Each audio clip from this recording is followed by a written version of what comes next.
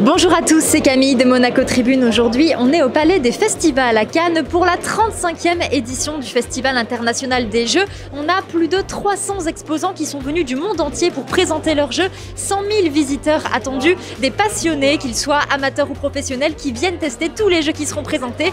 Monaco Tribune a fait sa petite sélection. Je vais vous présenter nos 3 coups de cœur. Suivez-moi, c'est parti. Alors bonjour. Bonjour. Est-ce que vous pourrez m'expliquer en quoi consiste ce jeu Happy City? C'est un petit jeu de cartes très familial où chacun va construire sa petite ville et l'objectif ça va être que ça soit la ville la plus heureuse. D'où le nom. Voilà. Concrètement, la petite ville ça va être 10 cartes. Chaque carte est un petit bâtiment.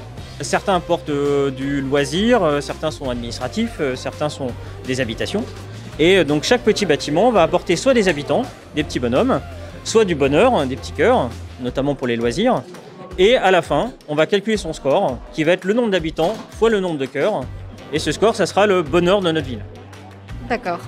Donc celui qui aura le plus de bonheur aura gagné. Tout simplement. Tout simplement. D'accord, donc un jeu plutôt familial finalement? Très familial, effectivement, pour jouer vraiment avec les enfants, avec les parents, avec les grands-parents. Alors bonjour. Bonjour. Est-ce que vous pouvez m'expliquer en quoi consiste donc ce fameux jeu Oltré? Avec plaisir. Alors Oltré, c'est un jeu coopératif, donc les joueurs jouent ensemble contre le jeu. Et c'est un jeu narratif, donc il va raconter des histoires. On choisit une chronique, c'est-à-dire une aventure à jouer ensemble. Il y en a 6 dans le jeu, chacun va avoir ses petites mécaniques, son univers, sa condition de victoire.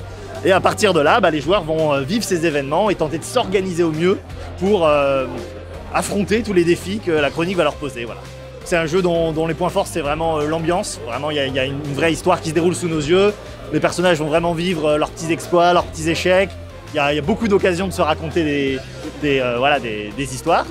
Et c'est assez accessible en fait, les tours s'enchaînent bien, on fait 2 actions à son tour. Et la clé, c'est vraiment de bien prioriser les bons paramètres, quoi. Bien comprendre ce qui est urgent.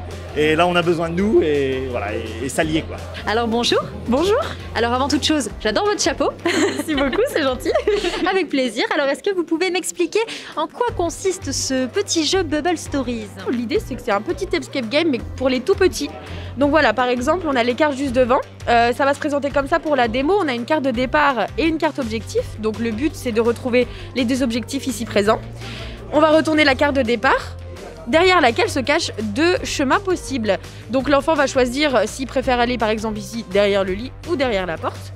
Et en fonction des cartes qu'il va retourner, il va avoir soit déjà un objectif, soit d'autres chemins possibles. Ici par exemple, on va aller demander à maman où se cache le cartable ou s'il se cache peut-être derrière la télé. Si par exemple il choisit d'aller derrière la télé, oh zut, c'est une carte impasse. La carte impasse, on va la mettre de côté et on va aller retourner demander à maman qui garde le cartable. Et donc voilà, l'histoire est finie et on peut aller à l'école. Si par exemple, après une aventure, il a plusieurs cartes impasse, genre s'il en a 3 ou 4, il va être un aventurier bronze, 1 ou 2, il va être un aventurier argent, et s'il en a pas du tout, c'est le meilleur aventurier or. Donc voilà, l'idée c'est qu'il peut se répéter pour essayer de faire mieux au fur et à mesure. Voilà, un super jeu accessible pour les tout petits. C'est ça, tu peux se jouer à 1 ou 2. Super, merci beaucoup. Voilà, ce petit tour est à présent terminé. On vous invite à venir découvrir tous ces jeux par vous-même. Ça se passe donc ici au Palais des Festivals à Cannes du 25 au 27 février de 10h à 19h. L'entrée est entièrement gratuite. Et puis d'ici là, on vous souhaite un excellent festival et à très bientôt pour d'autres vidéos sur Monaco Tribune.